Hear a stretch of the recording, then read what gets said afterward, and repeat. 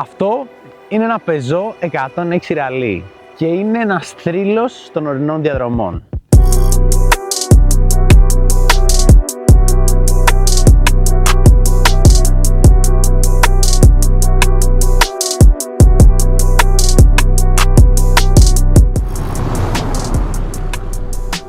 Αν σας αρέσουν τα βίντεο με ιδιαίτερα και ασυνήθιστα αυτοκίνητα, κάνε subscribe στο κανάλι γιατί θα δεις πολλά σαν και το συγκεκριμένο.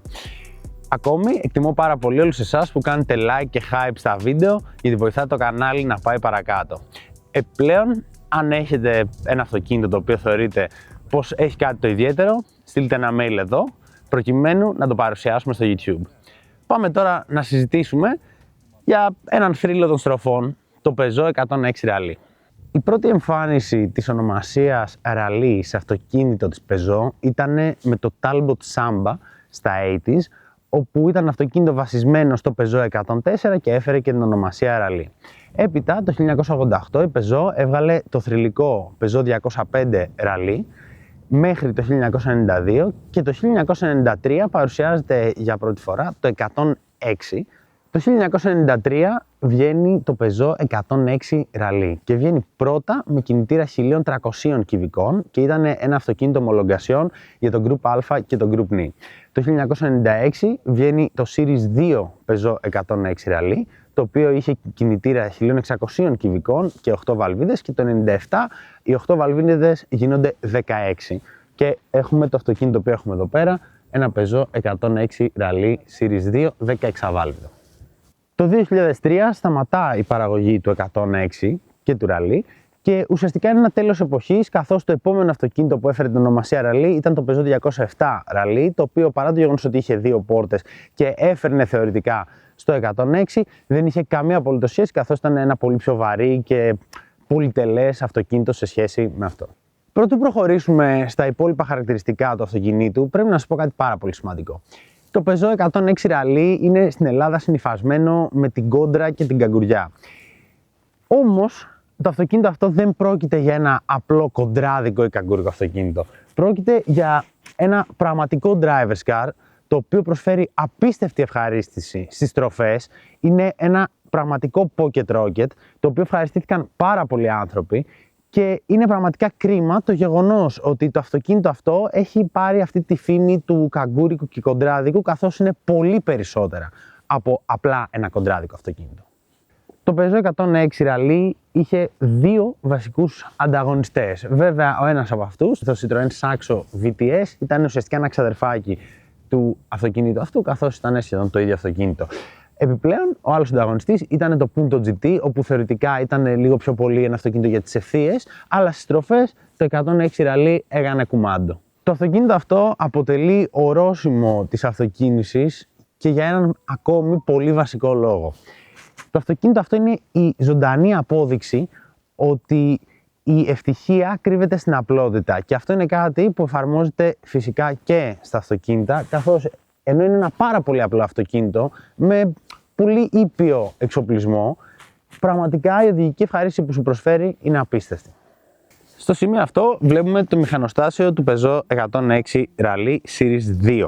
Το Series 2 έβγαινε με 8βάλβιδο κινητήρα 1600 κυβικών με 104 άλογα και το αυτοκίνητο που έχουμε εδώ πέρα είναι ουσιαστικά 1600 κυβικά με 16 βαλβίδες και 122 άλογα. Το 0% το κάνει σε 8,5 δευτερόλεπτα. Δυστυχώς, λόγω των περιβαλλοντικών πολιτικών, πλέον αυτή η επιλογή του να έχεις ένα τόσο μικρό αυτοκίνητο με ένα κινητήρα 1600 κυβικών δεν υπάρχει. Όλα τα μικρά αυτοκίνητα, καθώς και μεσαία αυτοκίνητα, βγαίνουν πλέον με 1000 τρικύλινδρο κινητήρα και δυστυχώς έχουν χαθεί διαμάντια όπως είναι αυτό το αυτοκίνητο από την αγορά των καινούριων αυτοκινήτων. Αξιοσημείωτο είναι ότι το Peugeot 106 έχει αμορτισέρ στο καπό και μιλάμε για ένα αυτοκίνητο που μέχρι το 97 δεν είχε την επιλογή να βάλει air condition. Δείχνει ότι είναι λίγο πιο, φαντάζομαι, προσανατολισμένο στο να μπορείς να έχεις ανοιχτό το καπό, ας πούμε, για να δείχνεις τον υπέροχο κινητήρα χωρίς να χρειάζεται να βάζεις βέργα. Τι να πω, Γάλλοι. Το Peugeot 106 Rally έβγαινε σε 5 χρώματα, σε λευκό, κίτρινο, μπλε, μαύρο και κόκκινο. Επιπλέον όλα τα Peugeot Rally είχαν 14 ζάντα, με το Series 1 και το Series 2 οχταβάλβιδο να έχουν την πασίγνωστη λευκή ζάντα, σιδερένιες φυσικά, και το συγκεκριμένο, ενώ έχει την ίδια ζάντα από μέσα, έχει και τάση από πάνω. Εδώ βλέπετε το άκρος σπαρτιάτικο εσωτερικό του Peugeot 106 Rally. Το αυτοκίνητο που έχουμε εδώ είναι του 2002, από τα τελευταία μοντέλα τα οποία βγήκανε, και σε γενικές γραμμές ήδη έχει πολύ περισσότερα πράγματα από ό,τι είχαν όλα τα υπόλοιπα 106. Φερρυπίν έχει ντυμένες τις πόρτες εν αντιθέσει με τα προηγούμενα, και έχει αερόσακο στο τιμόνι, παρά το γεγονός ότι εδώ το τιμόνι που βλέπετε είναι αλλαγμένο, καθώς το αυτοκίνητο αυτό θα τρέξει σε regularity και ο διοκτήτης του έχει βάλει αυτό το πολύ όμορφο τιμόνι. Σε γενικές γραμμές όλο το εσωτερικό είναι σπαρτιάτικο, δεν έχει δηλαδή πολλές πολυτέλειες, πολλές φανφάρες, να το θέσω έτσι, και εστιάζει κυρίως στο κομμάτι της οδήγησης. Φυσικά το υπέροχο αυτοκόλλητο εδώ, το οποίο σε ενημερώνει ότι βρίσκεσαι σε ένα ραλί, όχι σε ένα απλό 106. Και σε γενικές γραμμές πρέπει να σου πω ότι παρά το γεγονός ότι είναι ένα μικρό αυτοκίνητο, είμαι αρκετά άνετα καθήμενος αυτή τη στιγμή στη θέση του συνοδηγού. Σε γενικές γραμμές το Peugeot 106 είναι ένα πάρα πολύ φωτεινό αυτοκίνητο με πολύ μεγάλες γυάλινες επιφάνειες. Ακόμη πρέπει να σου πω πως το αδερφάκι του αυτοκίνητου που έχουμε εδώ πέρα, το Peugeot 106 GTI, ήταν ουσιαστικά μια πολύ παρόμοια έκδοση με το συγκεκριμένο, όμως το GTI είχε πλουσιότερο εξοπλισμό και ήταν λίγο πιο προσανατολισμένο στην πολυτέλεια και την ασφάλεια, καθώς το 106 GTI είχε 4 αερόσακους εν αντιθέσει με το συγκεκριμένο, το οποίο είχε 1. Ακόμη βλέπετε και στο εσωτερικό τον σπορ προσανατολισμό του 106 Rally, στο γεγονός ότι έβγαινε φυσικά με bucket καθίσματα και πως τα όργανα του ήταν λευκά για να τονίσουν αυτή την σπορτάδα, να το θέσω έτσι. Ακόμη πρέπει να σας πω πως το GTI έβγαινε με δερμάτινα καθίσματα, τα οποία είχαν γύρω-γύρω αλκαντάρα. Οπότε και εκεί βλέπετε τον διαφορετικό προσανατολισμό, όπου το 106 Rally ήταν προσανατολισμένο κυρίως στην οδηγική εμπειρία, ενώ το GTI είχε και το κομμάτι της οδηγικής εμπειρίας, αλλά είχε και την πολυτέλεια. Το πίσω μέρος του Peugeot 106 Rally είναι, όπως και όλο το υπόλοιπο αυτοκίνητο, απλό και λιτό. Πρέπει να σας πω πως η ρεζέρβα βρισκόταν από κάτω από το αυτοκίνητο, όχι μέσα στο πορμπαγκάζ, και πρέπει να σας πω πως το συγκεκριμένο, εν αντιθέσει με το 99,9% των Peugeot 106 Rally, έχει τη stock εξάτμιση, το οποίο το καθιστά νομίζω πραγματικά μοναδικό. Πάμε λοιπόν τώρα να κάνετε μια βόλτα με τον Κώστα στη θέση του οδηγού. Λοιπόν, βρισκόμαστε μέσα στο 106 Rally. Με το που μπαίνεις νιώθεις πραγματικά ένα με το αυτοκίνητο. Είναι αυτή η αφιλτράριστη αίσθηση που σου δίνει ένα αυτοκίνητο της εποχής. Νιώθεις ότι είναι σπαρτιάτικο και έχει φτιαχτεί απλά για οδήγηση και τίποτα άλλο. Είναι πολύ ωραία αίσθηση ότι είναι ελαφρύ, έχει μικρή αδράνεια, είναι 865 κιλά περίπου. Το συγκεκριμένο έχει υδραυλικό τιμόνι, οπότε έχει μια ευκολία και νομίζω έχει πιο γρήγορη κρεμαγέρα αυτά που έχουν υδραυλικό τιμόνι. Το κυβότιο είναι ένα normal κυβότιο, δεν νιώθεις κάτι ιδιαίτερο. Και τα φρένα του είναι αρκετά καλά, γιατί έχει και 4 δισκόφρενα.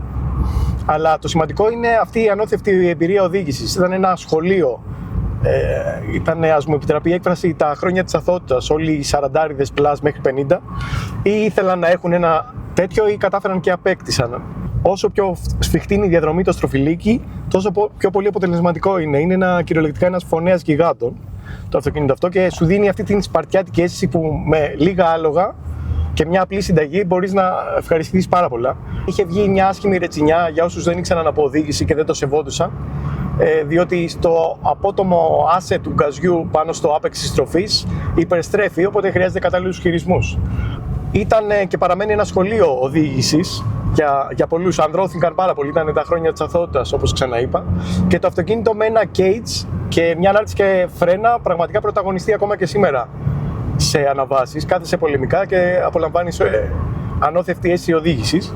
Πάμε τώρα να μας πει και την εμπειρία του ο κάτοχος. Ευχαριστούμε κιόλας, Γεράσιμε, που μας έδωσε αυτό το κόσμημα. Εγώ ευχαριστώ.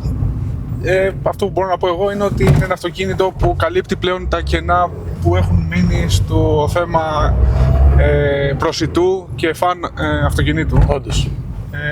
Οπότε για κάποιους που αγαπάνε τη σποροδήγηση είναι κάτι που πρέπει να υπάρχει σε οποιοδήποτε γκαράζ και να οδηγείται μια Κυριακή. Όντως είναι αυτοκίνητο που πραγματικά είναι ένα αυτοκίνητο πόλης. Ναι, δεν έχει τη σύγχρονη τεχνολογία, ok. Ναι, αλλά έχει τόσα αλλά να είναι χαρίσει ένα χαμόγελο σε είναι ένα αυτοκίνητο που αυτό το Σαββατοκύριακο το απολαμβάνεις. Αυτά λοιπόν όσον αφορά το Peugeot 106 Rally. Δυστυχώς το 106 Rally είναι ένα από τα τελευταία παραδείγματα πολύ μικρών και φθηνών hot hatch τα οποία βγήκανε. Μια κατηγορία η οποία σήμερα υπάρχει μεν, αλλά θεωρείται λίγο πιο premium με Mini Cooper S, με Hyundai i20N και τέτοια αυτοκίνητα. Αυτά λοιπόν, τα σχόλια είναι δικά σας, τα λέμε στο επόμενο βίντεο.